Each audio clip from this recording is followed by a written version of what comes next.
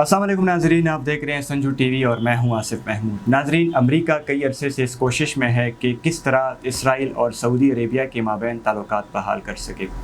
अभी जो ताज़ा ख़बर सामने आ रही है उस खबर के मुताबिक वज़ीर-ए-आज़म नेतन्याहू ने इस मंसूबे का आगाज़ किया है। इन्होंने इसराइली जो वज़ीर-ए-आज़म है नेतन्याहू, उन्होंने कहा है कि ये मंसूबा इसराइल और सऊदी अरेबिया को आपस में जोड़ देगा। ये मंसूबा किर्यात शमूना और जो जनूबी शहर इलात है इस तक फैला हुआ है। जनूबी शहर इलात और किर्यात शमूना है, इसको आपस में जोड़ देगा। इसराइली वज़ीर-ए-आज़म का दावा है कि इस मंसूबे पर 27 अरब डॉलर यानी 100 शेकल इस पर लागत आएगी।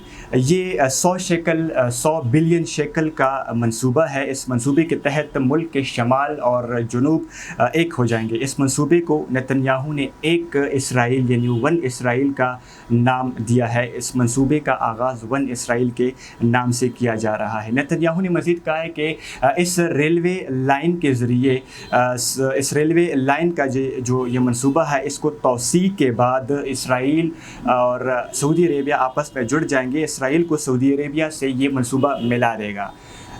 याद रहे आपको कि अमेरिका कई अरसे से इस कोशिश में था कि किस तरह इसराइल और सऊदी अरेबिया को आपस में मिलाया जा सके, उनके माबैन ताल्लुकात बहाल किए जा सके। इस मंसूबे के तहत अमेरिका ये भरपूर कोशिश कर रहा है कि इसराइल और सऊदी अरेबिया के ताल्लुकात को बहाल किया जा सके और उनको आपस में मिलाया जा सके। नेतन्याहू ने यह मज़ीद कहा है कि इस मुस्तक़बिल में इस रेलवे मंसूबे के ज़रिए बहीर रूम और बहीर रूम के बंदरगाहों तक हम पहुंचने में कामयाब हो जाएंगे। ये जो ख़बर है ये मुस्तनद अखबारात में छपी है। पाकिस्तान का जो मुस्तनद अखबार है एक्सप्रेस न्यूज़, उसमें भी छपी है और सऊदी अरेबिया के अल अरेबिया अखबार में भी ये ख़बर छपी है। यानी 27 अरब डॉलर लागत से रेल नेटवर्क के तोसी मंसूबे का ऐलान किया है। इस रेलवे नेटवर्क के ज़रिए इसराइल के मज़ाफ़ाती इलाकों को मेट्रोपॉलिटन तल अबीब से मरबूत किया जाएगा और इसी के ज़रिए मुस्तक़बिल में सऊदी अरब के साथ ज़मीनी राब्ता कायम किया जा सकेगा।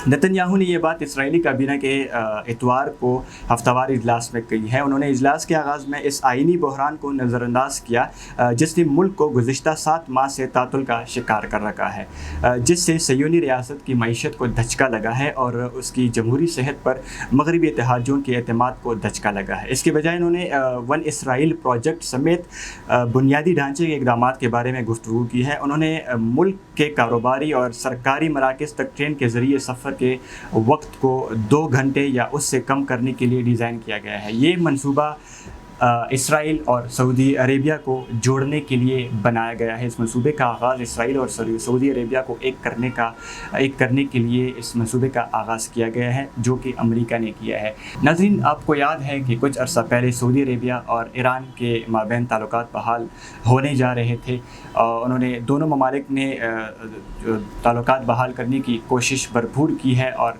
कोशिश कर रहे थे, लेकिन इस मुआहदे इस मंसूबे की वजह से इसराइल और ईरान दोनों एक दूसरे के मुखालिफ ममालिक हैं, एक दूसरे के लिए हमेशा मैदान में खड़े नज़र आते हैं, एक दूसरे के लिए महाज खोला होता है। क्या इसराइल और सऊदी अरेबिया के ताल्लुकात की वजह से ईरान के जो सऊदी अरेबिया के साथ ताल्लुकात हैं उन पर क्या असर होगा? और इस मंसूबे के आगाज़ की वजह से अगर ये मंसूबा कामयाब होता है, इस मंसूबे के कामयाब होने की वजह से ईरान और सऊदी अरेबिया के जो माबैन ताल्लुकात है वो भी ख़राब होने का ख़दशा है, उसमें भी खलल आ सकता है। आप क्या राय रखते हैं इस हवाले से कि क्या इस मंसूबे की वजह से अगर इसराइल और सऊदी अरेबिया एक हो गए तो जो मुस्लिम ममालिक का जो इत्तेहाद है, जो मुस्लिम ममालिक इस कोशिश में थे, इस कोशिश में है बल्कि कि जो मुस्लिम ममालिक हैं इनका आपस में इत्तेहाद कायम हो सके, तो क्या इस इत्तेहाद पर इसका मनफी असर पड़ेगा? क्या सऊदी अरेबिया और ईरान के ताल्लुकात ख़राब होंगे? आप इस बारे में क्या राय रखते हैं? हमारे साथ कमेंट बॉक्स में भी शेयर कर सकते हैं। अपना ख्याल रखिएगा। खुदा हाफिज़।